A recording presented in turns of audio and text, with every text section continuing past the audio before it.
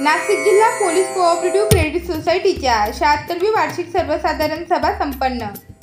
Police दलातील कर्मचाऱ्यांना अडीअडचणीच्या काळात मदतीचा हात म्हणून नाशिक जिल्हा पोलीस कोऑपरेटिव्ह क्रेडिट सोसायटी मर्यादित नाशिकची स्थापना करण्यात आली।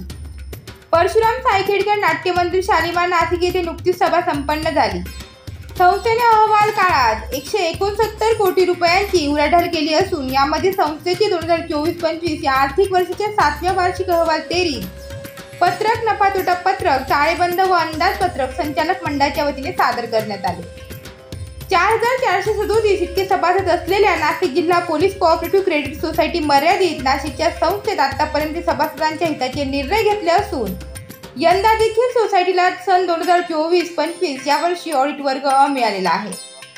यामध्ये सभासद वसूल न परत केलेले भाग भांडवल व कायम बचत ठेव, वाटप व वसूल केलेले कर्ज, वर्षाखेरी सभासदांचे येणे कर्ज बाकी, कर्ज मर्यादा, सरकारी अथवा बँकेकडून घेतलेले कर्ज, मुदत ठेव, इमारत निधी, स्पेशल रिझर्व्ह फंड, गंगाजळी, सभासद कल्याण निधी, मयत सभासदास कर्जमाफी, वर्षाखेरी झालेला निव्वळ नफा, मुदत ठेव आणि अहवाल काळात संस्थेत अक्षरी 9,25,72,153 रुपये इतका नफा झाला असून या महत्त्वाच्या विषयावर संचालक मंडळ 2024 ते 2019च्या संचालक मंडळाने उपस्थित सभासदांबरोबर चर्चा केली। या प्रसंगी chairman Rupesh Mulane, vice chairman Avinash Jundre, संचालक मंडळामध्ये विशाल काठे, दालिंदर मराठे, संदीप हांडे, विश्वनाथ काकड, विक्रम कडाळे, प्रशांत मरकड, संदीप झारटे, गणेश कोंडे, कापलेश्वर ढिकले, गणेश पिंगळे, योगेश राऊत, योगिता काकड, अश्विनी देवरे, कुंदाराम देवरे यांच्यासह सोसायटीचे सदस्य उपस्थित होते। खेळीमेळीच्या वातावरणात नाशिक जिल्हा पोलीस कोऑपरेटिव्ह क्रेडिट सोसायटी मर्यादित नाशिकची 76वी वार्षिक सर्वसाधारण सभा पार पडली।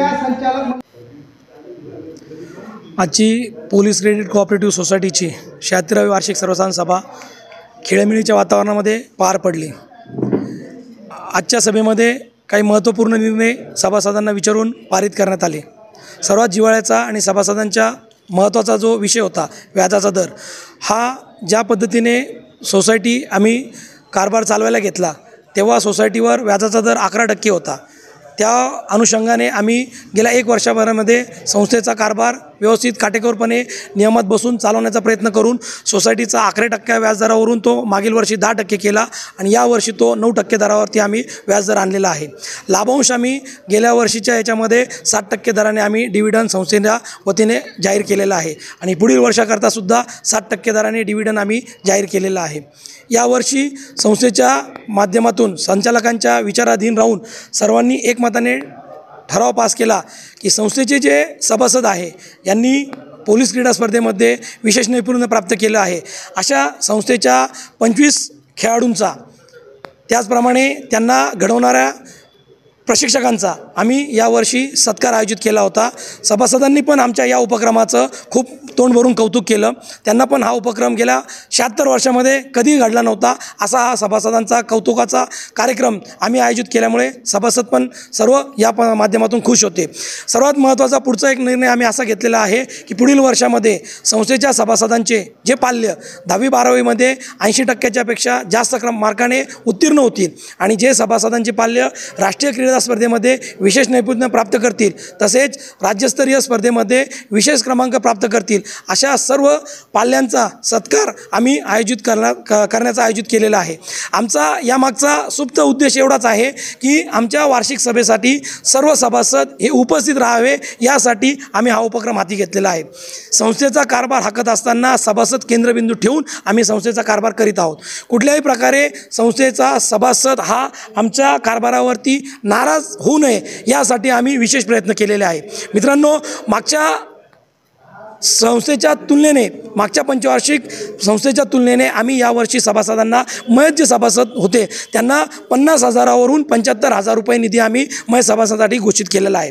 त्याचप्रमाणे जे सभासद कर्जदार सभासद मयत होतात त्यांचं सर्व कर्ज आम्ही माफ करतो आणि त्यांना जे जामीनदार झालेले आहे त्यांना कुठल्याही प्रकारे आम्ही बंधन न घालता मयत सभासदाचे सर्व शेअर्स, त्याचप्रमाणे यापूर्वी जामीनदाराचे शेअर्स अडवले जायचे, परंतु आम्ही या वर्षापासून कुठल्याही प्रकारचे जामीनदाराचे शेअर्स अडवणार नसून करून मग सभासदाचे कर्ज माफ करून त्याला त्याचे शेअरची रक्कम वारसाला दिली जाणार आहे.